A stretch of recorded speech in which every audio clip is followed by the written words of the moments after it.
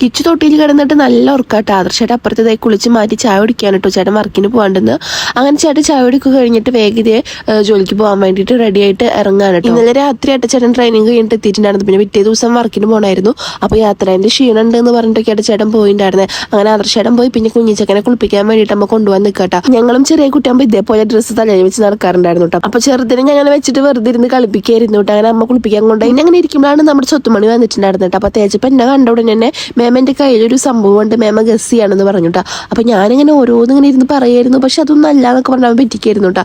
അപ്പോൾ അവൻ്റെ ചേട്ടന്മാർ അവൻ്റെ ബർത്ത്ഡേക്ക് കൊടുത്തൊരു ഗിഫ്റ്റ് ആയിരുന്നു കേട്ടോ അത്. പിന്നെ ഇത് ചേച്ചി കേക്കൊക്കെ ആയിട്ട് വന്നു കേട്ടോ. അത് കണ്ട് തേച്ചപ്പന് ഉണ്ണീനെ എണിപ്പിക്കണം. ഇച്ചപ്പം നല്ല ഉറക്കായിരുന്നു കേട്ടോ. അപ്പോൾ ചേട്ടൻ വിളിക്കുമ്പോൾ കുഞ്ഞിക്കണ്ണ് ഇങ്ങനെ തുറന്നു നോക്കുന്നുണ്ട് കേട്ടോ. അങ്ങനെ പിന്നെ ഓരോന്നൊക്കെ പറഞ്ഞിട്ട് അങ്ങനെ ഇരിക്കായിരുന്നു കേട്ടോ. അപ്പോൾ തേജപ്പന അച്ഛൻ മേമ ഉണ്ണീനെ എടുത്തായോ എന്ന് പറഞ്ഞിട്ട് ഇങ്ങനെ നിൽക്കായിരുന്നു കേട്ടോ. അപ്പോൾ അവൻ പിന്നെ നന്നായി ഉറങ്ങണ കാരണം നമുക്ക് അവനെ എടുക്കാനും പറ്റുന്നില്ല.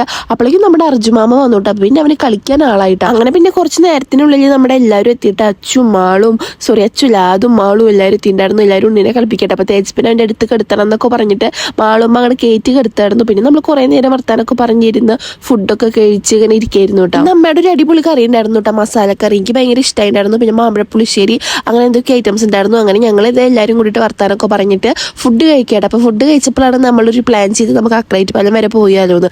അങ്ങനെ ഡ്രസ്സൊക്കെ മാറി ഇതേ കുഞ്ഞിച്ചക്കനെ അമ്മയുടെ അടുത്തും അമ്മയുടെ അടുത്തും ആക്കിയിട്ടാണ് പോണേ.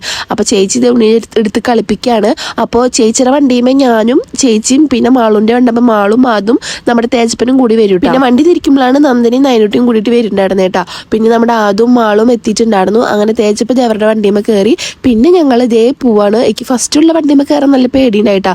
കാരണം കുറേ നാൾക്ക് ശേഷമാണ് ഞാൻ കയറുന്നത്. അപ്പോൾ ഞങ്ങൾ പോകുമ്പോൾ അവർ ബാക്കിൽ വരുന്നുണ്ട്. അങ്ങനെ പിന്നെ ഞങ്ങൾ നല്ല അടിപൊളിയായിട്ട് ചില്ലായിട്ട് പോയി വരാമെന്ന് വിചാരിച്ചിട്ട് അക്രൈറ്റ് പാലത്തിൻ്റെ അവിടേക്ക് പോവാട്ടോ. മാളു പതുക്കെ വരുന്നതുകൊണ്ട് തന്നെ തേജപ്പിന് ഭ്രാന്തളകായിരുന്നു കേട്ടോ. ഈ മാളുമേമ്മ പതുക്കെ പോണേന്നൊക്കെ പറഞ്ഞിട്ട്. ഇത് നമ്മുടെ ആദുവിൻ്റെ SSLCയുടെ റിസൾട്ട് വരുന്ന ദിവസമാണ് കേട്ടോ. അപ്പോൾ ആദു അതിൻ്റെ ഭയങ്കര ടെൻഷനിലാണ്.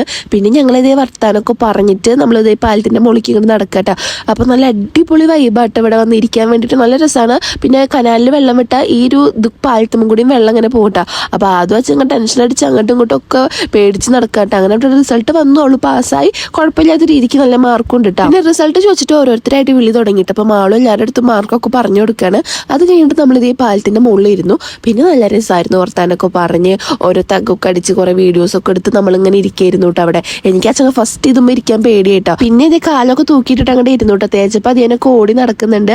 പിന്നെ ഞങ്ങൾ വർത്താനം പറയലും വീഡിയോസ് എടുക്കലും അങ്ങനെ നല്ല രസമായിരുന്നു കേട്ടോ. അങ്ങനെ കുറേ നേരം അവിടെ ഇങ്ങനെ ഇരുന്ന് എക്സ്പ്ലോർ ചെയ്തതിന് ശേഷം നമ്മൾ വീട്ടിലേക്ക് എത്തിയിട്ടാ. പിന്നെ ആദർശേട്ടൻ വന്നപ്പോൾ അമ്മ ദോശയൊക്കെ ഉണ്ടാക്കി കൊടുത്തിട്ടുണ്ടായിരുന്നു. അപ്പോൾ ചേട്ടൻ ചായ കുടിക്കണം. അപ്പോൾ നമ്മുടെ ഇന്നത്തെ വീഡിയോ ഇത്രയേ ഉള്ളൂ. ബൈ.